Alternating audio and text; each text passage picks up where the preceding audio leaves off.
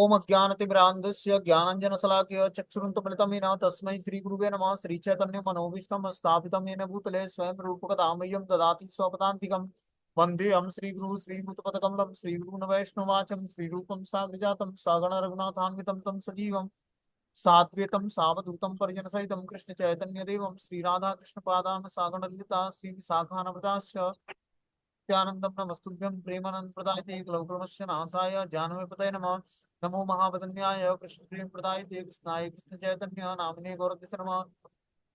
पंचतत्वात्मकं कृष्णं भक्तरूप स्वरूपं भक्तावतारं भक्ताख्यं नमामि भक्ति संयुतं। हे कृष्ण करुणा सिंधु गोपेश गोपिका कांत राधा कांत नमस्ते तप्त कांचन गौरांगे श्री राधे वृंदावनेश्वरी वृषभानुसुते देवी प्रणमामि हरिप्रिये। वाञ्छाकल्पतरुभ्यश्च कृपा सिन्धुभ्येव च पतितानां पावनेभ्यो वैष्णवेभ्यो नमः। जय श्री कृष्ण चैतन्य प्रभु नित्यानंद श्री अद्वैत गदाधर श्रीवासादि श्री गौर भक्तवृंद। हरे कृष्ण कृष्ण कृष्ण हरे हरे, हरे राम राम राम हरे हरे। तो इसमें आज हम लोग को पढ़ना है श्रीमद् भगवद गीता अध्याय संख्या 13 प्रकृति पुरुष और चेतना, श्लोक संख्या 30 नंबर। बोलते हैं प्रकृते व च कर्माणि क्रियमाणानि सर्वश यः पश्यति तथात्मानं कर्तारं स पश्यति। जो यह देखता है कि सारे कार्य शरीर द्वारा संपन्न किए जाते हैं जिसकी उत्पत्ति प्रकृति से हुई है, और जो देखता है कि आत्मा कुछ भी नहीं करता है वही यथार्थ में देखता है। क्या बोलते हैं यहाँ पर कि जो यह देखता है कि ये सारे कार्य शरीर द्वारा संपन्न किए जा रहे हैं द्वारा जिसकी उत्पत्ति प्रकृति से हुई है, और जो देखता है कि आत्मा कुछ भी नहीं कर रही है वही यथार्थ में देख रहा है। इस सारे कार्य जो है शरीर के द्वारा संपन्न किए जाते हैं, आत्मा का कोई कार्य नहीं है। आत्मा का कार्य है बस प्रसन्न रहना। जब शरीर के द्वारा हम शरीर के ज्ञान इंद्रियों को और कर्म इंद्रियों को भगवान की दिव्य सेवा में लगाते हैं, उससे आत्मा बहुत ही प्रसन्न होती है। क्योंकि आत्मा का वास्तविक स्वरूप क्या है? आनंदमय प्रसाद। क्योंकि भगवान का अंश होने के कारण, परमानंद भगवान श्री कृष्ण का अंश होने के कारण आत्मा भी परम आनंद खोजता है। लेकिन मन बुद्धि के कलुषित होने के कारण उसको परम आनंद की प्राप्ति नहीं होती। बोलते हैं जो यह देखता है कि सारे कार्य शरीर द्वारा संपन्न किए जाते हैं जिसकी उत्पत्ति प्रकृति से हुई है, और जो यह देखता है कि आत्मा कुछ भी नहीं करती है वही यथार्थ रूप में देखता है। तो ये वास्तविकता यही है कि शरीर से ही सारे कार्य संपन्न होते हैं, आत्मा को के लिए कोई कार्य नहीं है। यह शरीर परमात्मा के निर्देशानुसार प्रकृति द्वारा बनाया गया है। ये शरीर जो है प्रकृति के द्वारा बनाया गया है परमात्मा के निर्देशानुसार। परमात्मा हमारे समस्त भूत भविष्य वर्तमान को जानते हैं कि हम किस जीवन में पहले थे, और इस जीवन में कौन सा कार्य कर रहे हैं, और अगला जीवन हमारा क्या होगा। मतलब भूत भविष्य वर्तमान सब कुछ परमात्मा हृदय में बैठे जानते हैं। और उसी के निर्देशानुसार प्रकृति द्वारा ये मनुष्य शरीर बनाया गया है। और मनुष्य के शरीर के जितने भी कार्य संपन्न होते हैं वे उसके द्वारा नहीं किए जाते हैं। मनुष्य जो भी करता है चाहे सुख के लिए करे या दुख के लिए, वह शारीरिक रचना के कारण उसे करने के लिए बाध्य करता है। तो मनुष्य अपने कर्मों के कारण एक नया शरीर धारण करता है, और उसके कर्म ही उसे बाध्य करके अगले जीवन की तैयारी कराते हैं कि अगले जीवन में वो कौन सा शरीर धारण करेगा और किस हिसाब से कर्म करेगा। लेकिन आत्मा इस शारीरिक कार्यों से विलग रहता है। आत्मा इस शारीरिक कार्यों से कुछ लेना देना नहीं। आत्मा इन सारी चीजों से विलग होता है। यह शरीर मनुष्य को पूर्व इच्छाओं के अनुसार प्राप्त होता है। इच्छाओं की पूर्ति के लिए शरीर मिलता है जिससे वह इच्छा अनुसार कार्य करता है। एक तरह के से शरीर एक यंत्र है जिसे परमेश्वर की इच्छा की पूर्ति के लिए निमित्त किया गया है। इच्छाओं के कारण ही मनुष्य दुख भोगता है या सुख पाता है। देखो हमारे जीवन में इच्छाओं का बहुत इंपॉर्टेंट रोल है। जैसी हमारी इच्छाएं होंगी उसी तरह का हमें नया शरीर धारण करना पड़ेगा। इसीलिए हमें अपनी इच्छाओं को पवित्र करना है। इच्छाओं को हम छोड़ नहीं सकते हैं, आसक्तियों को छोड़ नहीं सकते हैं। तो इच्छाओं को और आसक्तियों को जब हम आध्यात्मिक सब्जेक्ट देंगे तब जाकर आसक्तियां हमारी और इच्छाएं हमारी पवित्र होंगी। इस भक्ति में जीवन में हमें कुछ छोड़ना नहीं है। बस क्या करना है, हर चीज को भगवान से जोड़ देना है, तो हर चीजें पवित्र हो जाए। भक्ति में जीवन में त्याग का कोई मतलब नहीं है। त्यागना हमें क्या करना, त्यागना क्या है? काम क्रोध लोभ मद मात्सर्य इससे देश त्यागना है। और इसको भी त्यागना नहीं है, इसके सात्विक स्वरूप को स्वीकार करना है। जो कामनाएं हमें इस भौतिक संसार में भौतिक चीजों के प्रति है, वही कामनाएं हमें आध्यात्मिक जीवन में आध्यात्मिक विषयों के प्रति हो जाएंगी। जो क्रोध हम भौतिक संसार में भौतिक व्यक्ति के प्रति या भौतिक चीजों के प्रति करते हैं, वही क्रोध जो बहुत भगवान की भक्ति से विमुख लोग हैं उनके प्रति प्रदर्शित करना है, ताकि वो हमारे भक्ति में बाधा ना बने। तो हर चीजों को भगवान की भक्ति से जब हम जोड़ देंगे तो उसका सात्विक परिणाम हमें दिखेगा। और यही स्मार्टनेस हमें भक्ति करके प्राप्त हो, कि हम हर चीजों को भगवान से कैसे अपने, हर एक एक्टिविटी को भगवान से कैसे जोड़ पाए, हर एक चिंतन को, हर एक आसक्तियों को, हर एक इच्छाओं को भगवान से जोड़ना है। जब हमारी आसक्तियां, इच्छाएं, सोच विचार सब कुछ भगवान से मिलता रहेगा, तभी हमारा जीवन पवित्र होगा। और ये जोड़ने की कला बस मात्र हमें भगवान के नाम रूप गुण लीलाओं का चिंतन ध्यान जब तब से ही प्राप्त होने वाला है, और कोई दूसरा उपाय है ही नहीं। जितनी मात्रा में हम परफेक्शन के साथ भगवान की भक्ति को अच्छे तरीके से पालन करेंगे, उतनी ही मात्रा में हमें जो है परफेक्शन के साथ जो है हमारे मन बुद्धि के विचार पवित्र होंगे। और मन बुद्धि के विचारों के पवित्र होने से हमारी जो है चेतना पवित्र होगी। चेतना के पवित्र होने से हमारा जीवन पवित्र होगा। जीवन के पवित्र होने से क्या होगा, हमारा भूत भविष्य वर्तमान सब कुछ पवित्र हो जाएगा। और भूत भविष्य वर्तमान पवित्र होने से फिर से मनुष्य जीवन नहीं लेना पड़ेगा।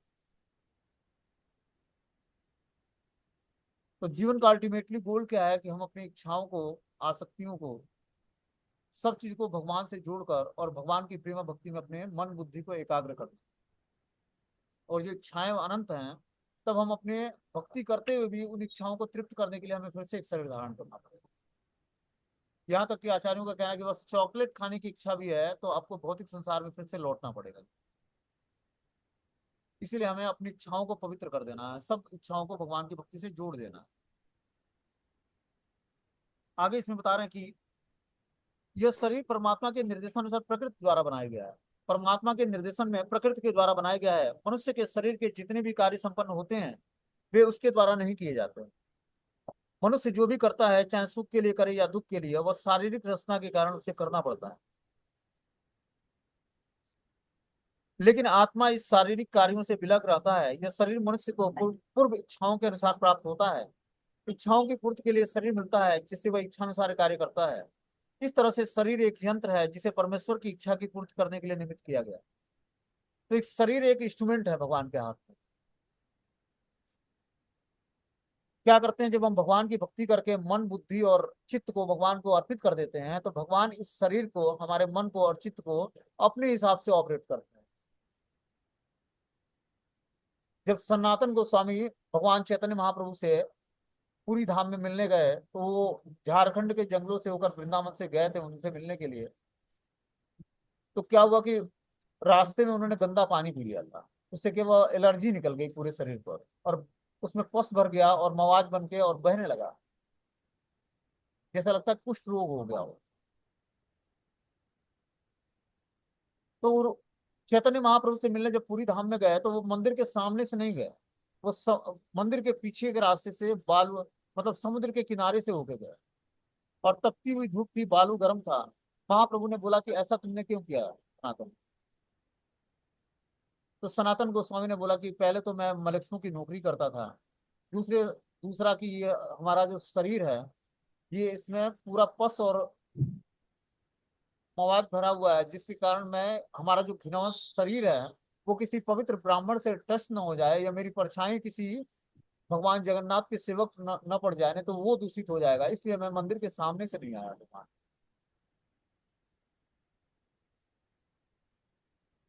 तो कहने का उद्देश्य, तो भगवान चैतन्य महाप्रभु उनको अपने गले लगा लेते, और जैसे ही महाप्रभु गले लगाते हैं, उनका सब जो है बीमारी समाप्त हो जाता है।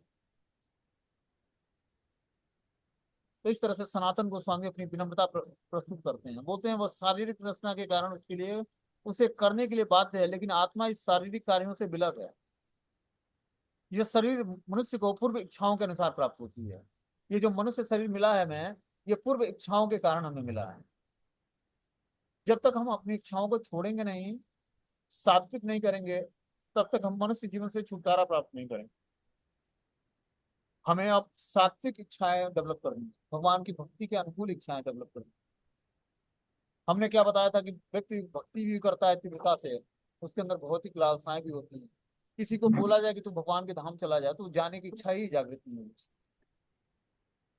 भक्ति करने के बाद भी भक्तों की इच्छा नहीं कि हमें भगवान के धाम जाना है या भगवान की प्रेममय सेवा स्वीकार करें।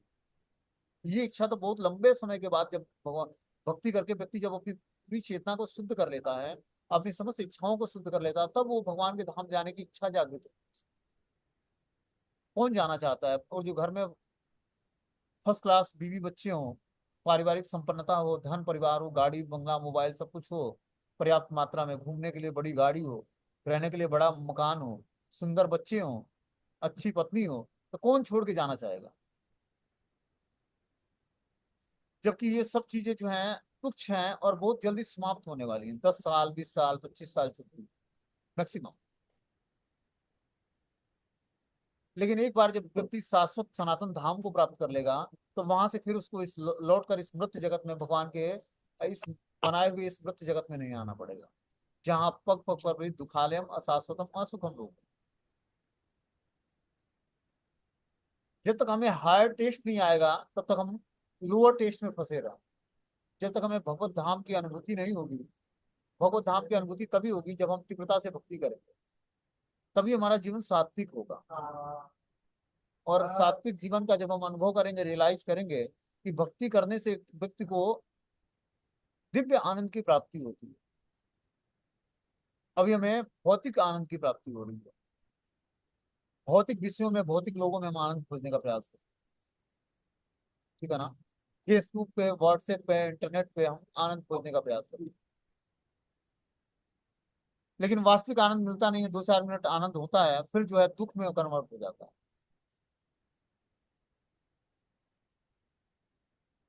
उसी टाइम को अगर जो हम भगवान की सेवा में लगाते हैं, श्रीमद् भागवतम पढ़ने में हमें आनंद प्राप्त होता है, श्रीमद् भगवत गीता का पाठ करने में, भगवान की आरती करने में, मंगला आरती करने में, नाम जप करने में, भगवान की दिव्य लीलाओं का श्रवण करने में जो आनंद है, वो आनंद हमें और अभी किसी और चीजों में आ रहा है, किसी और चीजों में आ रहा वॉल पेपर चेंज करने में। है चेंज करने में। तो इसका मतलब है कि अभी हमने भगवान की भक्ति का टेस्ट हमारे जीव पर नहीं लगाया। जब ये दिव्य टेस्ट आ जाएगा हमें, तो हमें इन चीजों की इच्छा ही जागृत। आगे बता रहे हैं कि जीव अपना भौतिक अस्तित्व बनाए रखना चाहता है, इच्छाओं के कारण ही मनुष्य दुख भोगता है या सुख पाता है। जब जीव में यह दिव्य दृष्टि उत्पन्न हो जाती है तो वह शारीरिक कार्यों से पृथक हो जाता है। जैसे ही हमारे अंदर दिव्यता आएगी, वैसे ही हम अपने शारीरिक कार्यों से पृथक हो जाएंगे। हमें ये पता लगेगा कि ये तो हमारी शरीर की आवश्यकता है और ये हमारी आत्मा की आवश्यकता है। शरीर की आवश्यकता तो कर्मों के अनुसार हमें अवश्य ही परिणाम मिलेगा उसका। आप देखते हो कि जो है, एक ऑफिस कार्यालय में बॉस होता है, 1 घंटे के लिए आता है, और मैनेजर आता है 8 से 10 घंटे के लिए, पूरे ऑफिस को संभालता है, सब लोगों को टेक केयर करता है मैनेजर, सबकी झाड़ भी सूखता है, सबके उलाहने भी सूखता है, और उसके बाद बिजनेस व्यापार को बढ़ाने का तरीका भी निकालता है। मालिक 1 घंटे के लिए आता है, थोड़ा बहुत से मीटिंग करता है, पॉलीथीन में नोट भरता है और लेकर चला जाता है। उसका भी भाग्य है और मैनेजर का भी भाग्य है। मैनेजर सबसे लथाड़ा भी जाता है, बिजनेस व्यापार की ट्रेजडी भी बनाता है, बिजनेस व्यापार को बढ़ाने का तरीका भी निकालता है, मालिक का भी डांट सुनता है और एम्प्लॉइयों की भी डांट सुनता है। तो क्या है, सबके अपने अपने कर्मों के अनुसार भाग्य बना हुआ है। तो कर्म के अनुसार जो हमारा भाग्य है, उसी अनुसार हमें लक्ष्मी आएगी और चली जाएगी। लेकिन ये मनुष्य जीवन क्या किस लिए मिला है? कि हम अपने आत्म साक्षात्कार के लिए इस मनुष्य जीवन का सही उपयोग करें। वही यहाँ पर बता रहे हैं कि इच्छाओं के कारण ही मनुष्य दुख भोगता है और सुख पाता है। हमें अपनी इच्छाओं को ही पवित्र करना है। जब तक हमारी इच्छाएं पवित्र नहीं होंगी, तब तक हम भगवान के धाम जाने की इच्छा जागृत नहीं होगी, या भगवान की प्रेममय सेवा प्राप्त करने की इच्छा जागृत नहीं होगी, तब तक हमें कुछ मिलने वाला नहीं है। और ये पवित्रता तभी आएगी जब हम ध्यान पूर्वक हरे कृष्ण महामंत्र का जप करेंगे, शास्त्रों को गहराई से सुनने और समझने का प्रयास करेंगे, तभी हमारी इच्छाएं सात्विक होंगी। जब तक इच्छाएं सात्विक नहीं होंगी, तब तक हमारा भगवान के नाम रूप गुण लीलाओं में हमारी रुचि जागृत नहीं है। तब तक हम उन्हीं इच्छाओं को तृप्त करना चाहेंगे जो हमारी भौतिक इच्छाएं, सकाम इच्छाएं। बोलते हैं जब जीव में यह दिव्य दृष्टि उत्पन्न हो जाती है तो वो शारीरिक कार्यों से पृथक हो जाता है, जिससे ऐसी दृष्टि आ जाती है, वही वास्तविक दृष्टा है। तो जैसी दृष्टि वैसी ही हमें सृष्टि दिखती है। दृष्टि पवित्र होगी तो सृष्टि पवित्र दिखेगी, दृष्टि दूषित होगी पूरी सृष्टि भी दूषित होगी। इसीलिए हमें अपनी दृष्टि को पवित्र करना है। दृष्टि पवित्र कैसे होगी? जब हम भगवान का इस दृष्टि से दर्शन करेंगे, समस्त जीवों में भगवान का प्रेजेंस देख पाए, तब हमारी दृष्टि पवित्र मानी जाए कि हम हर एक छोटे से छोटे और बड़े से बड़े जीवों में भगवान का दर्शन कर पाए। ये तभी प्राप्त होगा जब हमारे हमारे पास दिव्य दृष्टि प्राप्त होगी, और दिव्य दृष्टि दिव्य कार्य करने से ही प्राप्त। आगे इसमें बता रहे हैं कि यदा भूत पृथक भाव में क स्थम अनुपस्थिति ततः एव च विस्तारम ब्रह्म संपद्यते तदा। जब विवेकवान व्यक्ति विभिन्न भौतिक शरीरों के कारण विभिन्न स्वरूपों को देखना बंद कर देता है और यह देखता है कि किस प्रकार से जीव सर्वत्र फैले हुए हैं, तो वह ब्रह्म बोध को प्राप्त होता है। क्या बता रहे हैं यहाँ पर? जब विवेकवान व्यक्ति विभिन्न भौतिक शरीरों के कारण विभिन्न स्वरूपों को देखना बंद करे, विभिन्न भौतिक शरीरों के कारण विभिन्न स्वरूपों को देखना, विभिन्न भौतिक शरीरों के कारण अलग अलग शरीर होते हैं, उसमें विभिन्न स्वरूपों को देखना बंद कर देता है, मतलब सम दृष्टि को प्राप्त कर लेता है। देखो, इस श्लोक के तात्पर्य बहुत ही गंभीरता से लिखे गए हैं। इसको समझने के लिए हमें बहुत ही मन और बुद्धि को कंसंट्रेट करना पड़ेगा और आध्यात्मिक बनाना पड़ेगा, तब इस बस 3 लाइन के जो बोल्ड अक्षर में लिखे होते हैं भगवत गीता के, जो क्या बोलते हैं उसको, परपट, उस परपट को व्यक्ति समझ ले और अपने जीवन में धारण कर ले, तो वो आध्यात्मिक जीवन में यूं ही प्रोग्रेस कर जाएगा। क्या बोलते हैं यहाँ पर कि जो विवेकवान व्यक्ति है भौतिक शरीर के कारण विभिन्न स्वरूपों को देखना बंद कर दे।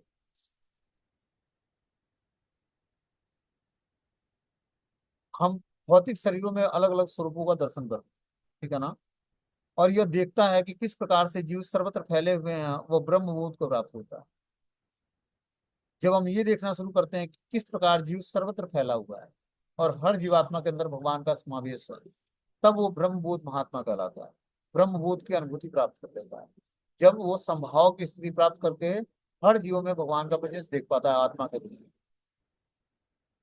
ये स्थिति बहुत ही ऊंची लेवल की है, और इसको इतना ऑर्डिनरी तरीके से प्राप्त नहीं कर सकते कि हम संभाव की स्थिति प्राप्त कर लें और हर जीवात्मा को भगवान के अंश के रूप में देखें। ऐसी दृष्टि बिरले व्यक्ति को प्राप्त होती है। होते हैं जब मनुष्य यह देखता है कि विभिन्न शरीरों जीवों के शरीर उस जीव की विभिन्न इच्छाओं के कारण उत्पन्न हुआ है, तो वे आत्मा से किस तरह संबद्ध नहीं है, तो वह वास्तव में देखता है। क्या बोलते हैं, जब मनुष्य यह देखता है कि विभिन्न जीवों के शरीर उस जीव की विभिन्न इच्छाओं के कारण उत्पन्न है, हर जीवात्मा की पर्टिकुलर जो इच्छाएं होती हैं उसी तरह उसको अगला शरीर धारण करना पड़ता है।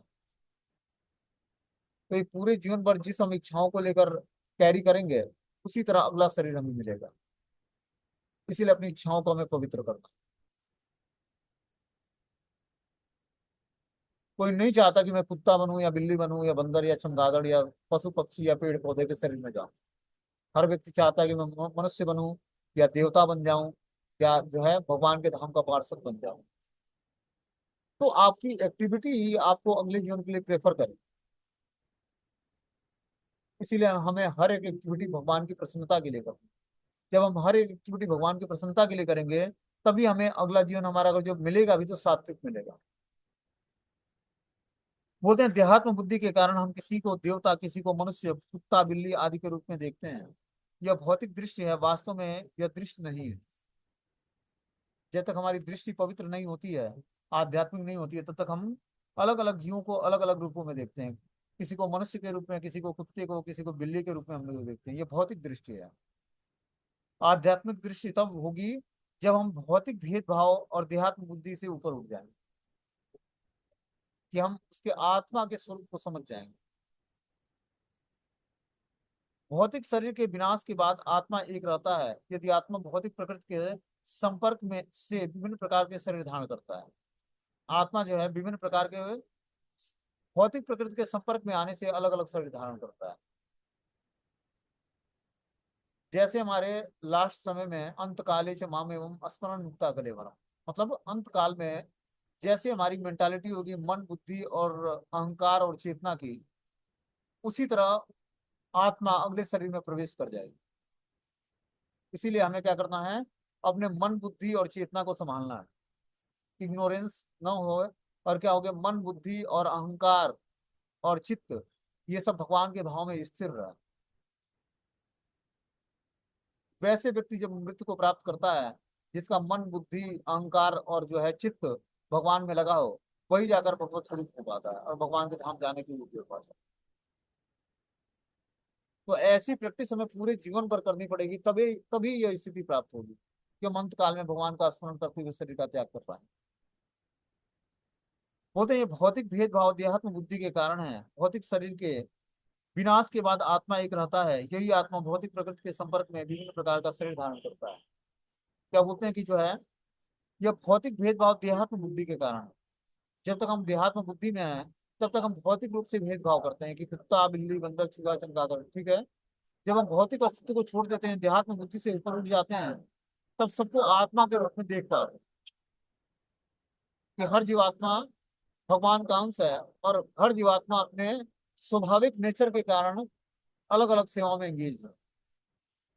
हर व्यक्ति सेवा करता है, तो हर जीवात्मा सेवा में एंगेज है। उसको पर्टिकुलर भगवान के द्वारा उस शरीर के अनुसार उसको कार्य मिलेगा। अब देखो, गाय जो है घास खाती है और दूध देती है। कुत्ते को घास खिलाओ तो दूध नहीं देगा, ठीक है ना। कुत्ते को रखवाली का कार्य दे दो तो रखवाली कर लेगा, लेकिन गाय रखवाली का कार्य नहीं कर सकती। तो पर्टिकुलर हर एक जीवात्मा को भगवान ने एक पर्टिकुलर एक सेवा दे रखी। उस सेवा को करते हुए जीवात्मा जो है, जो भी जिस भी शरीर में है, पर्टिकुलर उस सेवा को करता है। तो ये भगवान के द्वारा निर्धारित उसको शारीरिक जो स्वरूप मिला है, उसी के अनुसार वो कार्य करता है। और ये शारीरिक स्वरूप मिलता कैसे है, मन बुद्धि और अहंकार की स्थिति जो मृत्यु के पर्यंत होती है, पूरे जीवन भर जिस चिंतन का, जिस इच्छाओं का हम परवरिश देते हैं, उसी तरह हमें अंत काल में चिंतन होता है और फिर अगले शरीर में हम प्रवेश कर जाते हैं। और ये हमारा चिंतन होगा कैसे पवित्र, जब हम अपने जो हम सेवाएं करते हैं, उस सेवाओं को बहुत ही पवित्रता से ऐसे वस्तु व्यक्ति स्थान की सेवा करनी पड़ेगी जिसकी कनेक्टिविटी भगवान से, तभी जाकर हम जो है सात्विक चेतना का विकास कर पाएंगे और जीवन के अंत में भगवान का स्मरण कर पाएंगे। पूरे जीवन की एक्टिविटी ही हमारे अगले जीवन का निर्माण करेगी।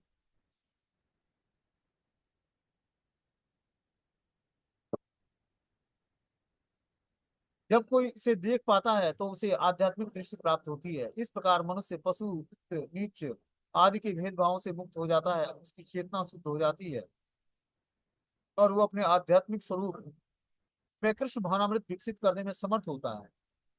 तब वह वस्तुओं को जिस रूप में देखता है, उसे अगले इस रूप में बताया गया है। इस तरह से उसको आध्यात्मिक चेतना प्राप्त हो जाती है। बोलते हैं अनादित्वा निगुणस्त्व परमात्मा अव्ययम शरीरस्थो अपि कौन्तेय न करोति न लिप्यते। शाश्वत दृष्टिकोण संपन्न लोग यह देख सकते हैं कि अविनाशी आत्मा नित्य शाश्वत तथा गुणों से अतीत है। हे अर्जुन, भौतिक शरीर के साथ संपर्क होते हुए भी आत्मा न तो कुछ करता है, न ही क्या बता रहे हैं भगवान, कि शाश्वत दृष्टि संपन्न लोग यह देख पाते हैं कि अविनाशी आत्मा दिव्य शाश्वत और गुणों से अतीत है। जिसको शाश्वत दृष्टि प्राप्त हो गई है, वही आत्मा के वास्तविक स्वरूप को देख पाता है कि आत्मा अविनाशी है, दिव्य है, शाश्वत और गुणों से अतीत है, मतलब परमानेंट है और तीन गुणों से प्रभावित नहीं होता है। हे अर्जुन, भौतिक शरीर के साथ संपर्क होते हुए भी आत्मा न तो कुछ करता है, न ही लिप्त होता है। तो आत्मा का कोई कार्य नहीं है, आत्मा का एक ही कार्य है, आनंद प्राप्ति करना। जब हम अपने मन बुद्धि इंद्रियों को और शरीर को भगवान की सेवा में लगाते हैं, तो उस हिसाब से आत्मा प्रसन्न होता है। होते हैं ऐसा प्रतीत होता है कि जीव उत्पन्न होता है क्योंकि भौतिक शरीर का जन्म होता है, लेकिन वास्तव में जीव शाश्वत है, वो उत्पन्न नहीं होता है और शरीर में स्थिर रहकर भी वह दिव्य और शाश्वत रहता है। क्या बोल रहे हैं यहाँ पर कि ऐसा प्रतीत होता है कि जीव उत्पन्न होता है क्योंकि भौतिक शरीर का जन्म होता है। भौतिक शरीर जन्म लेता है तो हमें लगता है कि जो है जीव उत्पन्न हो रहा है, लेकिन वास्तव में जीव शाश्वत है, वो उत्पन्न नहीं होता है। जीव का मतलब है जीव आत्मा। आत्मा का वास्तविक स्वरूप क्या है कि वो कभी मृत्यु को प्राप्त नहीं होता है। आत्मा क्या करता है, वासांसि जीर्णानि यथा विहाय नवानि गृह्णाति नरोपराणि तथा शरीराणि विहाय जीर्णानि नमानि देहि नरोपराणि। जिस तरह मनुष्य क्या करता है, पुराने वस्त्रों का त्याग करके नया वस्त्र धारण करता है, उसी तरह आत्मा क्या करती है, पुराने शरीरों का त्याग करके और नए शरीर को धारण करती है। तो आत्मा तो वही है, उसने क्या किया, नया शरीर धारण कर लिया। तो आत्मा शाश्वत है क्योंकि भगवान का अंश है। अब जब व्यक्ति भक्ति करके और आत्मा को अपने शाश्वत डेस्टिनेशन जो भगवान का धाम है वो प्राप्त कर लेता है, तो उसको आध्यात्मिक शरीर मिल जाता है। जीवात्मा का भी शरीर सच्चिदानंद हो जाता है जब वो भगवान के धाम जाता है। बोलते हैं यद्यप ऐसा प्रतीत होता है कि जीव उत्पन्न होता है क्योंकि भौतिक शरीर का जन्म होता है, लेकिन वास्तव में जीव शाश्वत है, वो उत्पन्न नहीं होता, शरीर में स्थिर रहकर भी वह दिव्य और शाश्वत होता है। इस प्रकार वह विनष्ट नहीं किया जा सकता है, वो स्वभाव से आनंदमय है। तो आत्मा का वास्तविक स्वरूप क्या है कि वो आनंदमय है। लेकिन जब वो व्यक्ति भौतिक चीजों के टच में आता है तो आत्मा जैसा लगता है दूषित हो गया, क्योंकि मन बुद्धि दूषित है और मन बुद्धि के कारण आत्मा कवर्ड होता है। और उसी तरह की एक्टिविटी, जैसी मना स्थिति होती है वैसी वो एक्टिविटी करता है, क्योंकि मन हावी होता है आत्मा पर, मन और बुद्धि हावी हो जाते हैं आत्मा पर। और जो आत्मा का वास्तविक स्वरूप है, जो उसके वास्तविक लक्षण है, वो मन बुद्धि के पॉल्यूटेड होने के कारण प्रकट नहीं होता है। आत्मा का वास्तविक स्वरूप है कि कृष्ण की सेवा करना, लेकिन मन बुद्धि जब तक पवित्र नहीं होगा तब तक हम कृष्ण की सेवा कर भी नहीं सकते। इसीलिए मन बुद्धि को पवित्र करने के लिए सेंसेस को पवित्र करना आवश्यक है। बोलते हैं वो किसी भौतिक कार्य में प्रवृत्त नहीं होता, अतः भौतिक शरीर के साथ उसका संपर्क होने से जो कार्य संपन्न होता है वे उसे लिप्त नहीं कर पाते। भौतिक शरीर के साथ उसका संपर्क होने से जो कार्य संपन्न होता है वे उसे लिप्त नहीं कर पाते। भौतिक शरीर भौतिक चीजों के संपर्क में होता है और इसलिए वो भौतिक कार्य करता है, लेकिन आत्मा उस कार्यों से लिप्त नहीं होता है, आत्मा उससे प्रभावित नहीं होता है, क्योंकि आत्मा जो है भगवान का अंश है और उसका शाश्वत कार्य है भगवान की सेवा। उसका भौतिक कार्यों से वो लिप्तता नहीं होती। आगे बता रहे हैं कि यथा सर्वगतम सौक्ष्म्या आकाशम नोपलिप्यते सर्वत्र सर्वत्रावस्थो देह तथात्मानं नोपलिप्यते। यद्यप आकाश सर्वव्यापी है किंतु अपनी सूक्ष्म प्रकृति के कारण किसी वस्तु से लिप्त नहीं होता है। इसी तरह ब्रह्म दृष्टि में स्थित आत्मा शरीर में स्थित रहते हुए भी शरीर से लिप्त नहीं होता है। क्या बता रहे हैं कि आकाश सर्वव्यापी है किंतु अपने सूक्ष्म प्रकृति के कारण किसी वस्तु से लिप्त नहीं होता है। आकाश में बहुत सारी वस्तुएं उपलब्ध होती हैं, जैसे पक्षी होते हैं, चाहे और भी धूल के कण होते हैं, चाहे बारिश होती है, लेकिन आकाश उससे लिप्त नहीं होता है, जबकि वो आकाश सर्वव्यापी है, पूरे ब्रह्मांड में छाया हुआ है, लेकिन किसी भी सूक्ष्म प्रकृति के कारण किसी वस्तु से लिप्त नहीं होता है। इसी तरह ब्रह्म दृष्टि में स्थित आत्मा शरीर में स्थित रहते हुए भी शरीर से लिप्त नहीं होता है। ब्रह्म दृष्टि में स्थित आत्मा आत्मा शरीर में स्थित रहते हुए भी शरीर के कार्यों से लिप्त नहीं होता है, शरीर से प्रभावित नहीं होता है। वायु जल कीचड़ मल अन्य वस्तुओं में प्रवेश करती है। वायु जो है जल में, कीचड़ में, मल में और अन्य वस्तु में प्रवेश करती है, फिर भी वो किसी वस्तु में लिप्त नहीं होती है। इसी प्रकार से जीव विभिन्न प्रकार के शरीरों में स्थित होकर भी अपनी सूक्ष्म प्रकृति के कारण उससे पृथक बना रहता है। तो जो आत्मा है वो अलग अलग शरीरों में प्रवेश करता है, लेकिन अपनी सूक्ष्म प्रकृति के कारण उससे पृथक रहता है। जिस प्रकार वायु जल कीचड़ या मल तथा अन्य वस्तु में प्रवेश करती है, फिर भी वह किसी वस्तु से लिप्त नहीं होती। वायु का प्रेजेंस हर जगह है, लेकिन वो किसी वस्तु से लिप्त नहीं होती है। उसी तरह आत्मा जो है अलग अलग शरीरों में प्रवेश करता है, लेकिन अपनी सूक्ष्म प्रकृति के कारण उनसे पृथक बना रहता है, प्रभावित नहीं होता है। अतः इस भौतिक आंखों से यह देख पाना असंभव है कि जीव किस प्रकार इस शरीर के संपर्क में है और शरीर के विनष्ट हो जाने पर वो उससे कैसे विलग हो जाता है। कोई भी विज्ञानी इसे निश्चित नहीं कर सकता है। तो जिसको आध्यात्मिक दृष्टि प्राप्त है वही यह देख पाएगा कि शरीर के विनष्ट हो जाने पर वो उससे कैसे विलग हो जाता है। कि शरीर विनष्ट हो जाता है तो शरीर के विनष्ट होने से कैसे आत्मा उससे विलग हो जाती है। आत्मा मन और बुद्धि के साथ अलग हो जाती है और शरीर अलग हो जाता है। और जैसी मानसिक स्थिति और बुद्धि की स्थिति होती है उसी तरह जो है आत्मा को नए शरीर में प्रवेश करा देते हैं, करा दिया जाता है। और फिर वो जिस शरीर में प्रवेश करता है उसी तरह उसकी एक्टिविटी हो जाती है। आगे बताना कि यथा प्रकाश यत्येकम कृतस्यम लोकमिमं रवि क्षेत्र क्षेत्री तथा कृष्यम प्रकाशयति भारत। हे भरत पुत्र, जिस प्रकार सूर्य अकेले इस सारे ब्रह्मांड को प्रकाशित करता है उसी प्रकार शरीर के भीतर स्थित एक आत्मा सारे शरीर को चेतना से प्रकाशित करती है।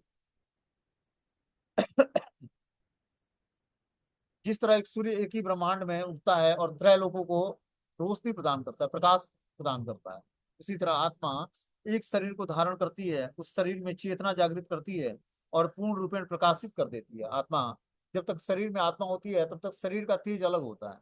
जैसे ही शरीर से आत्मा निकल जाती है शरीर का तेज खत्म हो जाता है, डल पड़ जाता है, सेंसलेस हो जाता है, एक्टिविटी नहीं होती है कुछ। ये बस एकमात्र आत्मा के शरीर में होने के कारण सब कुछ होता है। बोलते हैं चेतना के संबंध में अनेक मत हैं। यहाँ पर भगवत गीता में सूर्य और धूप का उदाहरण मिलता है। जिस प्रकार सूर्य एक स्थान पर इसी तरह कर ब्रह्मांड को अलौकित करता है उसी प्रकार आत्मा आत्मा रूप सूक्ष्म कण शरीर के हृदय में स्थित रहकर चेतना द्वारा सारे शरीर को अपलावित करता है, अलौकित करता है। इसी प्रकार चेतना ही आत्मा का प्रमाण है, जिस तरह धूप या प्रकाश सूर्य की उपस्थिति का प्रमाण है। तो सूर्य की उपस्थिति में प्रकाश दिखता है, पूरे ब्रह्मांड में उजाला होता है। उसी तरह आत्मा जो है शरीर में रहता है तब तक चेतना बनी रहती है, शरीर को अलौकित और तेज तेज बनाता है, मतलब तेज बिखेरता है शरीर। जब तक आत्मा शरीर में होता है तब तक जो है शरीर पर तेज बना रहता है। ये किस कारण से है? आत्मा के रहने मात्र से है, क्योंकि आत्मा भगवान का अंश है, परमात्मा है, परमात्मा का अंश है। इस कारण से जो है शारीरिक क्रांति उसकी बनी रहती है। बोलते हैं शरीर में आत्मा वर्तमान रहता है जो सारे शरीरों में चेतना प्रदान करता है, किंतु ज्यों ही शरीर से आत्मा चला जाता है त्यों ही चेतना लुप्त हो जाती है। इसे बुद्धिमान व्यक्ति सुगमता से समझ सकता है। अतः चेतना पदार्थ के संयोग से नहीं बनती है, यह जीव का लक्षण है। जीव की चेतना यद्यपि गुणात्मक रूप से परम चेतना से अभिन्न है किंतु परम नहीं है, क्योंकि एक शरीर की चेतना दूसरे शरीर से संबंधित नहीं होता है। तो हम देखते हैं कि जो है परमात्मा एक समय में हर जीवात्मा में उपस्थित हो, लेकिन आत्मा एक समय में हर शरीरों में उपस्थित नहीं है। यही आत्मा में और परमात्मा में अंतर है। बोला कि जीव की चेतना यद्यपि गुणात्मक रूप से परम चेतना से अभिन्न है, कि गुणात्मक दृष्टि से देखा जाए तो परमात्मा में और आत्मा में कोई अंतर नहीं है, किंतु आत्मा परम नहीं है, क्योंकि एक शरीर की चेतना दूसरे शरीर से संबंधित नहीं होती। जो चेतना आपके अंदर है वो चेतना हमारे अंदर नहीं है। वही यहाँ पर बता रहे हैं कि एक शरीर की चेतना दूसरे शरीर से संबंधित नहीं होती है, लेकिन परमात्मा जो आत्मा के सखा रूप में समस्त शरीरों में स्थित होते हैं और समस्त शरीरों के प्रति सचेत रहते हैं। परमात्मा एक समय में समस्त शरीरों में उपस्थित रहते हैं और इस तरह से, लेकिन आत्मा एक समय में एक ही शरीर में उपस्थित होती है। यही आत्मा में और परमात्मा में अंतर है। आगे इसमें बता रहे हैं कि अगला और अंतिम श्लोक है 35वां नंबर। क्षेत्र क्षेत्रज्ञयो गयोरेव मनंतरम ज्ञान चक्षुषा भूत प्रकृति मोक्षम च ये विदुयान्ति ते परम। जो लोग ज्ञान के चक्षुओं से शरीर तथा शरीर के ज्ञाता के अंतर को देखते हैं और भवबंध से मुक्ति की विधि को भी जानते हैं, उन्हें परम लक्ष्य की प्राप्ति होती है। क्या बता रहे हैं यहाँ पर कि जो व्यक्ति ज्ञान के चक्षुओं से शरीर तथा शरीर के अंतर, ज्ञात के अंतर को देख सकता है, वो भवबंधन से मुक्ति की विधि को भी जानता है। जो ये जानता है कि अपनी दिव्य दृष्टि से इस शरीर और शरीर के ज्ञाता में अंतर क्या है और भवबंधन से मुक्ति की विधि क्या है, इस तरह जानकर वो परम लक्ष्य को प्राप्त करने के लिए प्रयासरत होता है। बोलते हैं इस 13वें अध्याय का तात्पर्य है कि मनुष्य को शरीर के स्वामी परमात्मा के अंतर को समझना होगा। उसे श्लोक 8 से लेकर श्लोक 12 तक में वर्णित मुक्ति की विधि को जानना चाहिए, तभी वो परम गति को प्राप्त हो सकता है। श्रद्धालु को चाहिए कि सर्वप्रथम वह ईश्वर के विषय में श्रवण करने के लिए सत्संगत का करे और धीरे धीरे प्रबुद्ध बन जाए। यह गुरु स्वीकार कर लिया जाए तो पदार्थ तथा आत्मा के अंतर को समझा जा सकता है। वही अग्रिम आत्म साक्षात्कार के लिए शुभारंभ बन जाते हैं। गुरु अनेक प्रकार के उपदेशों से अपने शिष्य को देहात्म बुद्धि से मुक्त होने की शिक्षा देते हैं। उदाहरणार्थ भगवत गीता में कृष्ण अर्जुन को भौतिक बातों से मुक्त होने की शिक्षा दे रहे हैं। तो जब तक व्यक्ति जो है आध्यात्मिक गुरु को स्वीकार नहीं करता है तब तक उसको ना दिव्य दृष्टि प्राप्त नहीं होती है, और इस तरह से जो है वो बता रहे हैं कि परम गति को प्राप्त नहीं कर सकता है। श्रद्धालु को चाहिए कि सर्वप्रथम ईश्वर का श्रवण करने के लिए सत्संगत करे, ईश्वर के बारे में श्रवण करने के लिए सत्संगत करे और धीरे धीरे प्रबुद्ध बने। गुरु स्वीकार करे, पदार्थ और आत्मा के अंतर को समझने का प्रयास करे, और आत्म साक्षात्कार के लिए यही शुभ आरंभ है कि धीरे धीरे जो है गुरु स्वीकार करके आत्म साक्षात्कार के रास्ते पर चलने का प्रयास करे, भगवत नाम का जप करे, ये एक्टिविटी सारी करेगा, तब जाकर वो आत्म साक्षात्कार के लिए उसका भी शुभारंभ होगा। गुरु अनेक प्रकार के उपदेशों से अपने शिष्य के देहात्म बुद्धि से मुक्त होने की शिक्षा देता है। तो जो है श्रीमद् भागवतम और भगवत गीता जो हमें देहात्म बुद्धि से ऊपर उठने के लिए शिक्षाएं हमें गुरु के माध्यम से हमें प्राप्त होता है कि किस तरह हम भगवत गीता या भागवतम को अपने जीवन में पालन करके और जो है समस्त चिंताओं से समस्त पाप कर्मों से मुक्त हो पाए। बोलते हैं भगवत गीता में कृष्ण अर्जुन को भौतिक बातों से मुक्त होने की शिक्षा देते हैं कि हे अर्जुन, तुम्हें क्या करना पड़ेगा, भौतिक वातावरण से अपने को मुक्त करना पड़ेगा। मनुष्य यह तो समझ सकता है कि यह शरीर पदार्थ है, इसे 24 तत्वों में विश्लेषित किया गया है। शरीर स्थूल अभिव्यक्ति है और मन तथा मनोवैज्ञानिक प्रभाव सूक्ष्म अभिव्यक्ति है। जीवन के लक्ष्य इसी तत्वों पर तत्वों की अंतर क्रिया है, किंतु इनमें से ऊपर आत्मा और परमात्मा है। आत्मा तथा परमात्मा दो हैं। यह भौतिक जगत आत्मा और 24 तत्वों के संयोग से क्रियाशील है। जो संपूर्ण भौतिक जगत की एक रचना को आत्मा तथा तत्वों के संयोग में हुई मानता है, परमात्मा की स्थिति को भी देखता है, वही वैकुंठ लोक जाने का अधिकारी बन पाता है। क्या बोलते हैं यहाँ पर कि मनुष्य को यह समझ लेना चाहिए कि शरीर पदार्थ है जो 24 तत्वों से मिलकर बना है। शरीर स्थूल अभिव्यक्ति है, मन तथा मनोवैज्ञानिक प्रभाव सूक्ष्म अभिव्यक्ति माने जाते हैं।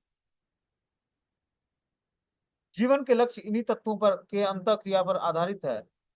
इनमें भी ऊपर आत्मा और परमात्मा है।